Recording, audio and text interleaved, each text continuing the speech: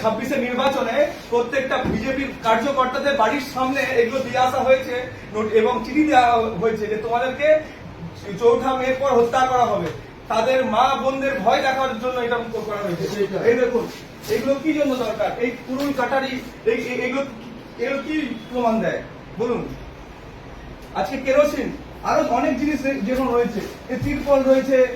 এটা আমার চিহ্নিত মনে আছে। আমি আপনাদের কাছে আজকে 2025 সালে এই খাদারের সমস্ত ফাইল, যেখান থেকে নিখিল নায়কের মতো তৃণমূলের সমস্ত নেতা এটা আমার এখনো মনে আছে। 2025 সালে যখন আমাকে মারতে যায়, ঠিক আছে, এই তরোয়ালটা এটা ওখো বলে একজন ছিল, তার হাতে এটা ছিল। 2024 সালে এই তরোয়াল দেখুন, এইগুলো হচ্ছে তৃণমূলের কালচার। এই কালচার থেকে বাংলা মুক্তি চায়। তাই আমরা আজকে আপনাদের সবার সামনে বলতে চাই যে এই রকম এই সাদা ধানের রাজনীতি কিন্তু পশ্চিম বাংলা থেকে মুছে গেছে, মুছে যাবে। বিজেপি একমাত্র এমন একটি দল যেই দল নারীদের সুরক্ষার কথা ভাবে, যেই দল বেকার যুবকদের চাকরির কথা ভাবে, মা বোনেদের ইজ্জতের কথা ভাবে, তাদের সুরক্ষার কথা ভাবে। আর তৃণমূলের মতো যে দুষ্কৃতীদের দল, তৃণমূল একটি চোরেদের দল।